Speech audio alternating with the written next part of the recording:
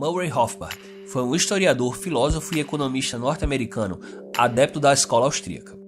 Em 1963, Rothbard escreveu a primeira versão do seu livro O que o governo fez com o nosso dinheiro, no qual o autor nos mostra a história do dinheiro desde o sistema inicial de escambo, passando pelo padrão ouro, até o atual sistema de papel-moeda, em que bancos centrais e governos endossam fraudes com o nosso dinheiro para beneficiar grupos de interesse.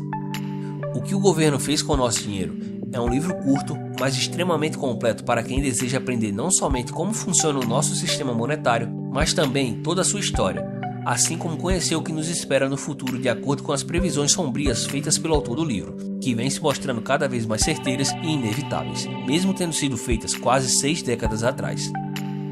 Então, se você quer saber mais sobre esse livro, assista este vídeo até o final e descubra tudo o que o governo fez e continua fazendo com o nosso sistema monetário.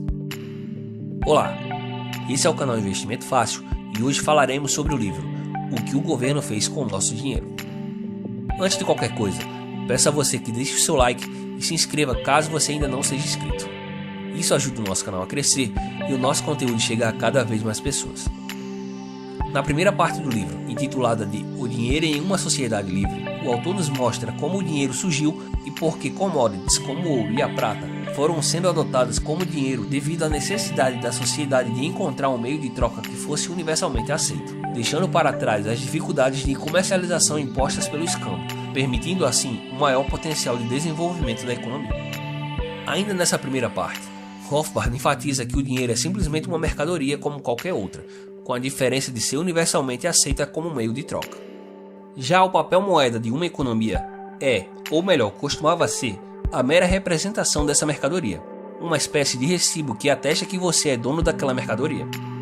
Essa constatação sozinha já inviabiliza a ideia hoje bastante propagada pelo mainstream econômico de que aumentar a oferta de moeda por si só pode gerar riqueza. Segundo o autor, o que nos torna ricos é uma abundância de bens, e o que limita tal abundância é a escassez de recursos para produzi-los, a saber, terra, trabalho e capital. Multiplicar a quantidade de dinheiro não faz com que tais recursos deixem de ser escassos e se materializem milagrosamente.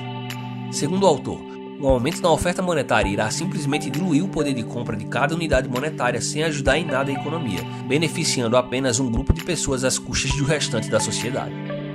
Já na segunda parte do livro, intitulada de A Interferência do Governo na Moeda, Rothbard enfatiza que os governos, ao contrário de todos os outros agentes da economia, não obtêm suas receitas por meio da oferta de bens ou serviços.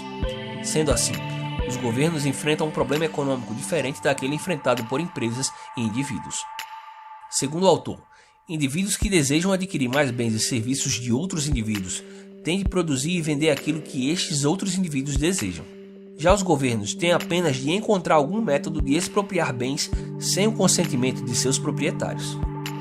Essa expropriação acontece por vezes através da tributação, porém, como ela é vista como uma medida impopular, o governo tende a recorrer a um outro meio de obtenção de renda que seria a falsificação, criando dinheiro a partir do nada. O autor destaca como os falsificadores, nesse caso os bancos, e os seus clientes serão os principais beneficiados, pois utilizarão esse dinheiro recém-criado para comprar bens e serviços a preços ainda inalterados, mas à medida em que esse dinheiro vai circulando pela economia, os preços começam a subir. Portanto, além de diluir o poder de compra da moeda e distorcer o sistema produtivo gerando bolhas na economia, o aumento da oferta monetária não gera nenhum benefício social. Ao contrário, ele redistribui a riqueza para aqueles que obtiveram primeiramente o dinheiro recém-criado, e tudo isso às custas daqueles que o recebem por último.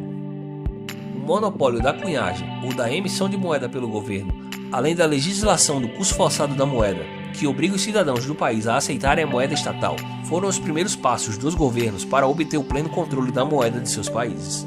No entanto, a utilização de um sistema monetário lastreado em ouro e prata não abria muito espaço para a impressão deliberada da moeda governamental. O controle estatal da oferta monetária só se tornou absoluto e suas medidas de falsificação e desvalorização só se tornaram incontestadas quando, nos últimos séculos, começou a surgir o papel moeda, que a princípio continuava como uma mera representação do dinheiro de verdade, mas não por muito tempo. Aos poucos, a obrigação em converter papel moeda em ouro e prata foi sendo eliminada pelos governos. Movimento esse que acabou sendo intensificado com a criação dos bancos centrais, até que o fim definitivo de qualquer convertibilidade veio em 1971, com o fim do Acordo de Bretton Woods. O fim dessa convertibilidade retirou o lastro do sistema monetário, assim como também retirou qualquer empecilho para que governos pudessem inflacionar suas ofertas monetárias sem qualquer restrição. A partir de então, nosso sistema monetário seria composto por moedas fiduciárias, as quais seu único lastro seria a confiança no seu emissor.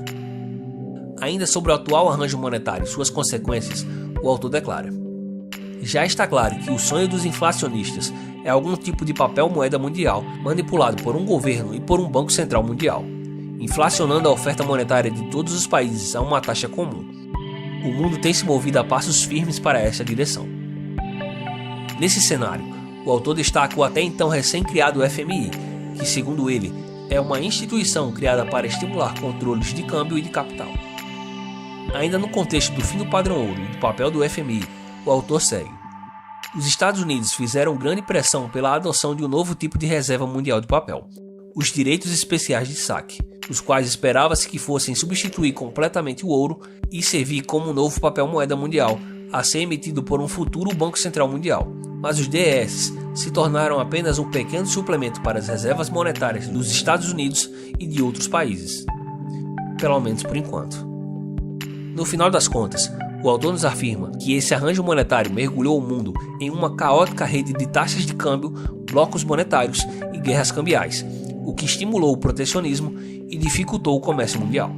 Resumindo, a intervenção estatal, tanto no âmbito monetário quanto em outras áreas, produz não a ordem, mas sim o conflito e o caos. E tais medidas selarão o colapso econômico do Ocidente. Título da parte final do livro. Na terceira e última parte, o autor faz uma abordagem de todos os sistemas monetários que vigoraram nos últimos 200 anos, desde o início do padrão ouro clássico em 1815 até o atual sistema monetário de moedas fiduciárias, que teve início a partir da década de 70. Desde então, os Estados Unidos e o mundo sofreram o mais intenso e prolongado período inflacionário da história mundial.